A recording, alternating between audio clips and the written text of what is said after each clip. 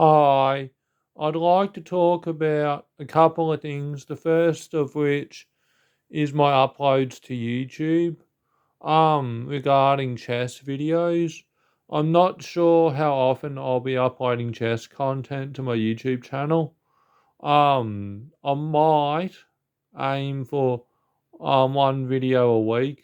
That being one video Monday to Sunday, anytime in between Monday to Sunday. I might aim for that. I'm not sure how often I'll be uploading chess videos to my YouTube channel. The second thing of which is what this video is about, which is attackers versus defenders in chess. So in some cases, not always, it depends. You've got to count how many times your pieces are attacking or defending versus the opponent's attackers and defenders. How many times they're attacking or defending. So in some cases, because it depends on what's happening, the position, it depends on what pieces and pawns are attacking and defending. In certain cases, you've got to have one more attacker than what's defending. So in this case, in this position, example, white is attacking the black knight once with the rook. The rook is attacking the knight once. There's nothing else on the board other than what's shown. And the knight is defended by its king. So it's got one defender and one attacker. So if the rook captures the knight, the king will capture the rook. And that'll just lead to white losing material because rooks are better than knights. Rooks are worth 5 points of strength and knights are worth 3 points of value strength. So white does not overpower black in this exchange because it's one attacker versus one defender of a knight. So we would need another thing to attack the knight to make it safe to take it. So we had a rook. So now there's two rooks attacking the knight and only one piece, the king, defending it. So if it's white to play, which I'm saying it is, then we can take the knight and the rook is covered by the other rook. So black just outright loses a knight for nothing. White gains a knight without losing anything because it was 2 versus 1. 2 attackers versus 1 defender. Like, you gotta have one more attacker than what's defending, but that only works in certain positions, not always. So, another example, I'll just put a rook on the first rank. The first rank. Horizontal row of squares. Apologies for the hard to view status of the board. I'm recording from my phone. I don't know how to show the whole board at once, so it's difficult for me. It's difficult for the viewer. Sorry about that. So anyway, E1, where I'm pointing to, black would like to deliver a checkmate on E1.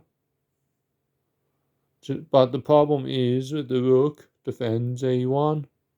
The right rook defends the E1 square from the black rook. So in this case, we've got the black rook attacking E1 once and the right rook defending E1 once. So it's one attacker on the E1 square versus one defender on the E1 square.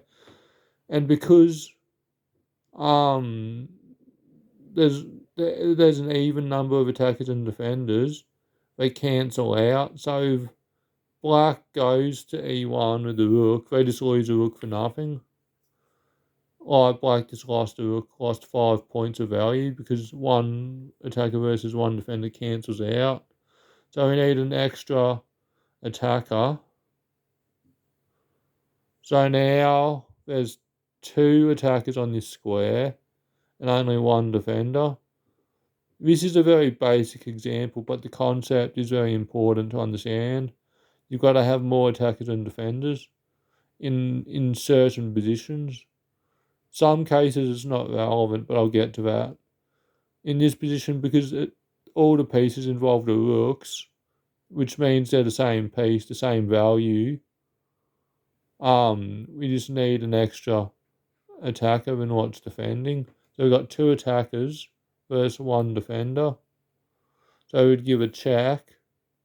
We both lose a rook because black's got an extra attacker, but because of the extra attacker, black lands a checkmate in this position because of the extra attacker, the extra rook attacking. If it was one attacker and one defender, black would lose a rook for nothing. But with the extra attacker, it was a checkmate. Changing the position. Get the king out of check.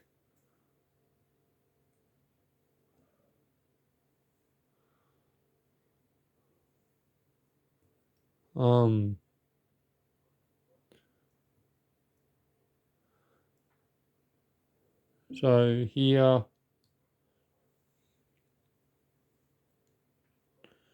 like in this position, the d5 pawn that I point to, there's nothing else on the board either, by the way, just what I'm showing. The d5 pawn that I pointed to is defended once by the e4 pawn and attacked 2 times. Black has more attackers on the d5 pawn, 2 rooks versus the 1 pawn defending it.